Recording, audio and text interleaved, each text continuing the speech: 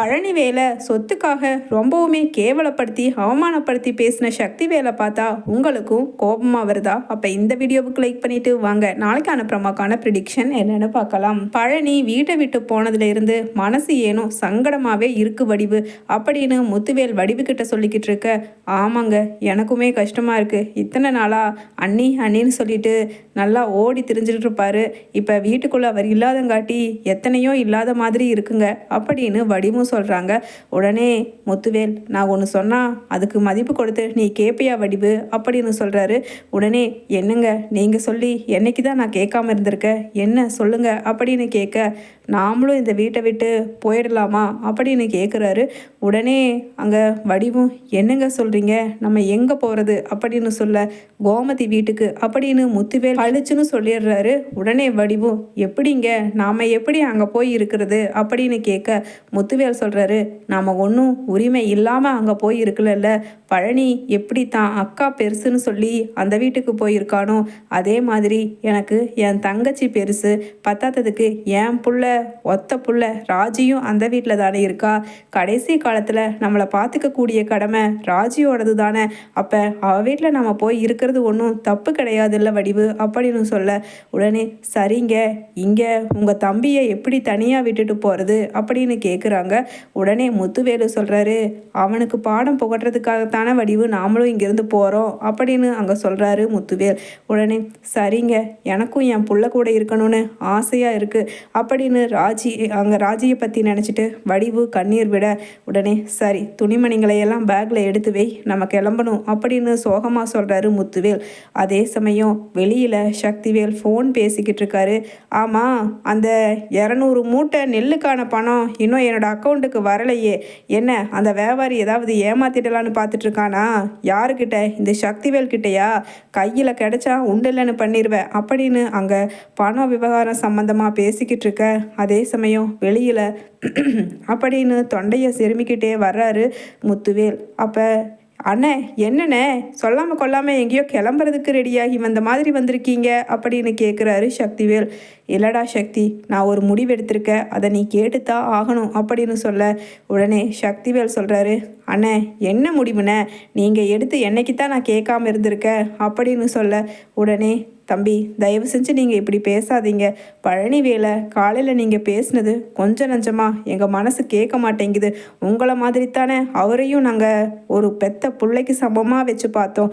ஆனால் பாவம் அவர் மனசை காயப்படுத்திட்டீங்களே அப்படின்னு சொல்ல, அண்ணி அது சரி, கையில் என்ன லக்கேஜ் பேக்கோடு வந்திருக்கீங்க அப்படின்னு கேட்க, அங்கே உட்காந்து வெத்தலை பாக்கு போட்டுக்கிட்டு இருந்த அப்பத்தாவும் எழுந்திருச்சு, என்னடா முத்தோ, எங்கே ஏதாவது உடம்பு சரியில்லையா?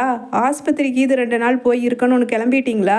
திடுதுப்புன்னு என்னாச்சு? பார்த்தாலே எனக்கு பயங்கரமாக தலையெல்லாம் நடுங்குதே, என்னடா ஆச்சு முத்து, நீ நல்லா தானே இருக்க அப்படின்னு கேட்குறாங்க.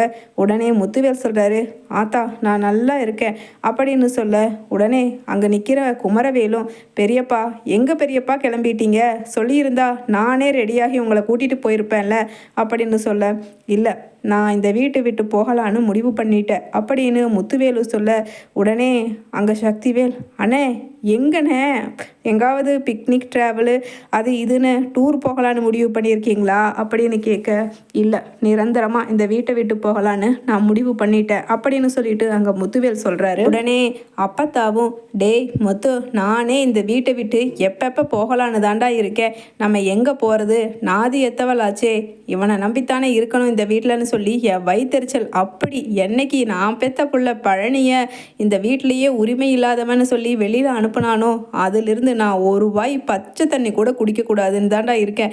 கேட்டுப்பாரு வடிவுக்கிட்ட, காலையிலேருந்து நான் ஏதாவது சாப்பிட்டேன் நான் அப்படின்னு அப்பத்தாவு சொல்ல, உடனே அழுகிறாரு முத்துவேல். அத்தா நீ அழுகாத அத்தா, வா நாம் போயிடுவோம் அப்படின்னு முத்துவேல் சொல்ல, உடனே வடிவும் சரிங்க நம்ம போகலாம் அப்படின்னு சொல்ல, சரிண்ணே எங்கே போக போகிறீங்க அப்படின்னு கேட்குறாரு.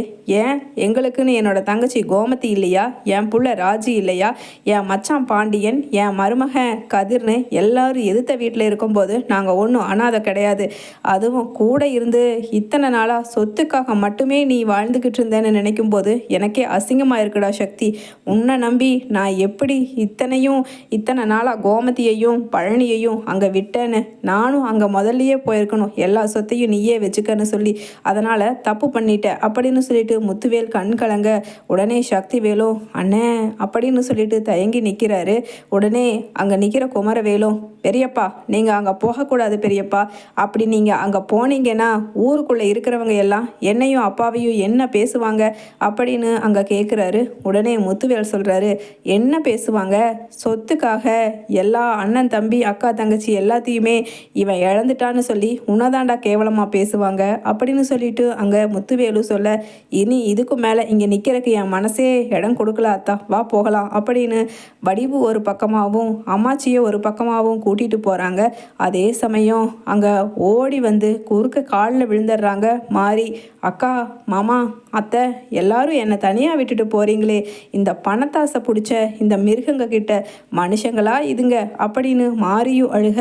உடனே சக்திவேல், ஏய் மாறி, என்னடி அவங்க கூட சேர்ந்துட்டு நீயும் ஆப்போசிட் கோல் அடிக்கிறியா அப்படின்னு கேட்குறாரு. உடனே என்ன கோலோ என்ன கிரகமோ அதெல்லாம் எனக்கு தெரியாது, ஆனால் நீங்கள் பண்ணுறது அத்தனையும் அதர்மங்கிறது மட்டும் எனக்கு நல்லா புரியுதுங்க அப்படின்னு அங்கே மாறியும் பேச, ஏண்டா குமரவேலு, நீயாவது ஒரு புத்தி சொல்லி உங்கள் அப்பாவை திருத்தணும். நீ தப்பு பண்ணனா இல்லைனா நீங்களாவது தப்பு சொல்லி இந்த பையனை திருத்தணும். ஆனால் 2 பேரும் சேர்ந்து சொத்துக்காக போடுற பிளான் இருக்கே, அப்பா என் மண்டையே வெடிச்சிடும் போல இருக்கு. நான் கிளம்புறேன் இந்த வீட்டை விட்டு, என்னையும் உங்கள் கூட சேர்த்திட்டு போவீங்களா அப்படின்னு கேட்க. அதே சமயம் அங்கே வெளியில் வந்து, என்ன நீங்கள் எல்லாரும் பொட்டி படுக்கையோடு இங்கே வந்து என் வீட்டுக்கு முன்னாடி நிற்கிறீங்க அப்படின்னு கோமதியும் கேட்க. அம்மாச்சி பேசுகிறாங்க, ஏம்மா கோமதி, உன் அண்ணன் குடும்பத்துக்கும் உன் வீட்டில் ஒரு அடைக்கலம் கொடுக்க மாட்டியா அப்படின்னு கேட்குறாங்க. உடனே பாண்டியனோ, அத்தை நீங்கள் வசதியாக அந்த வீட்டில் வாழ்ந்தவங்க, என் வீடு வசதி பத்துமா அப்படின்னு கேட்குறாரு. மாப்பிள்ளை, வசதி என்ன வேண்டி கிடக்கு, இந்த வீடு மனுஷங்க அதுதான் முக்கியம், எங்களுக்கு அது கிடைச்சா போதும். இத்தனை நாளாக என்னதான் ஏசி போட்டு சொகுசு ரூம்குள்ளே வாழ்ந்துட்டு இருந்தாலும் ஒரு முள்ளு மேலே பணம்னு பணத்தை மட்டுமே கட்டி பிடிச்சி படுத்திருந்தேங்கிறது இப்போ தான் என் புத்திக்கு உரைச்சிருக்கு அப்படின்னு சொல்லிட்டு அங்கே முத்துவேல் சொல்ல. உடனே கோமதியும், அண்ணே நீ இப்போ என்ன சொன்ன இவரை பார்த்து அப்படின்னு. மாப்பிள்ளைன்னு சொன்னம்மா அப்படின்னு முத்துவேல் சொல்கிறாரு.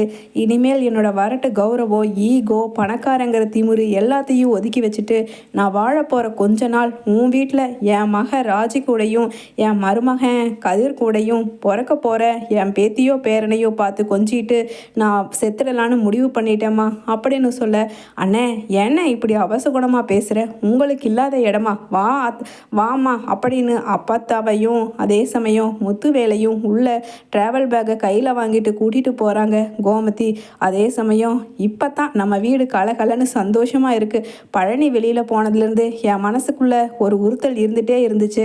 ஆனால் பழனி, நீ வெளியில் போனாலும் போனடா, எப்படியோ உன் அண்ணன் உன் ஆத்தா எல்லாரையும் ஒன்று சேர்த்து நம்ம குடும்பத்து கூட கூட்டிகிட்டு வர்றதுக்கு தான் போயிருப்ப போல அப்படின்னு சொல்லிட்டு அங்கே பாண்டியன் சொல்கிறாரு. அதே சமயம் ராஜியும் ரொம்ப சந்தோஷத்தில் குதிச்சு கதிரை கட்டி பிடிச்சி, எங்கள் அம்மா அப்பா இனிமேல் என் கூடவே இருக்கட்டும் கதிர் அப்படின்னு சொல்ல. உடனே கதிர் சொல்கிறாரு, இதுக்கு என்கிட்ட பெர்மிஷன் கேட்காட்டி என்ன ராஜி, சந்தோஷமாக இது அவங்க வீடு, இங்கேயே இருக்கலாம் அப்படின்னு.